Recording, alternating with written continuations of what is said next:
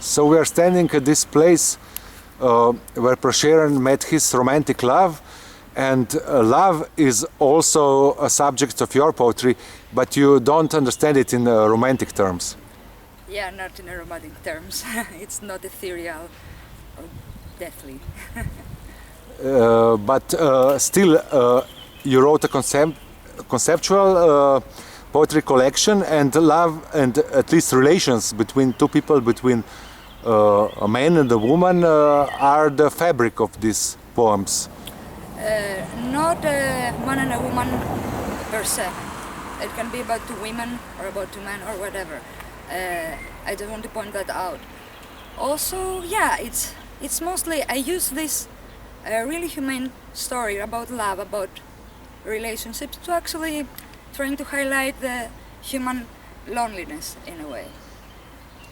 But you don't use any perspective of a man or a woman as far as the poetic voice is concerned. You said that in Greek you can use the verbs in neutral gender. Yeah, it's a language that can actually help you not to specify the gender, but there is a girl's name or there are poems there that can actually be seen as referring to a man or a woman also in the poems, lots of them.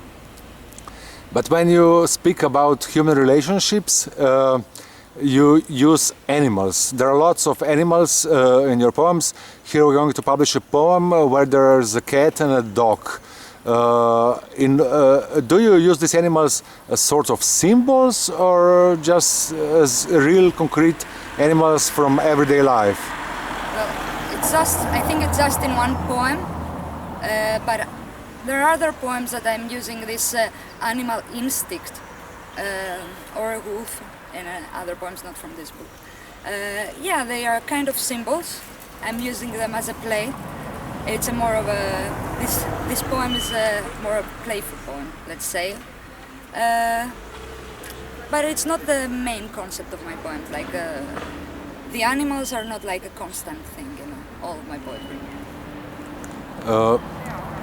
And you said that in a way you described before when we were talking a very you described your collections, the tone of your poems in a very interesting metaphor. You said that in a sense you don't relate to them seriously, you don't take these images from the real world as something that you should really relate to, but as a sort of atmosphere after an explosion of a bomb.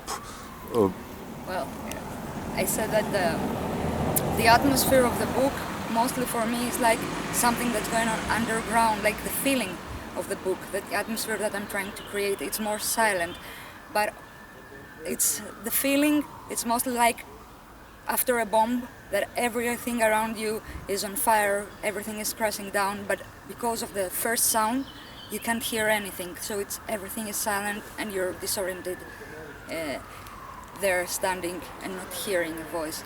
That's maybe a personal way of thinking, like when your world is falling apart again and again, sometimes it happens when you fall in love, you feel like that in the end. Maybe that, I was trying to explain maybe that feeling. And I don't see any big metaphors or any great romantic symbols in there, and even the language that you use seems very common, like you're trying to use a language from everyday life. Yeah, exactly. Romanticism, no, I don't think there is any romanticism in the book. About the metaphors, I use mostly symbols, and I'm trying to create an imagery, work through images and senses mostly. I have metaphors, but they're not every lyric another metaphor.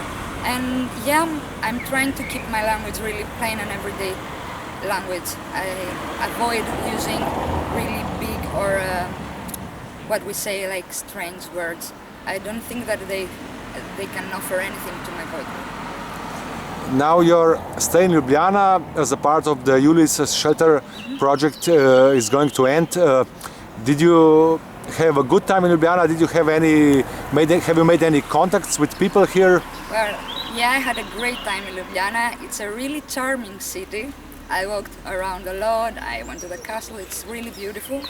I met lots of people actually. I had 3 readings the week before in really nice places, in Metelkova, Rock, and at the garden of the Writers Association.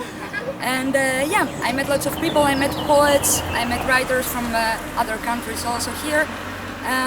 It was full and beautiful. I really enjoyed myself.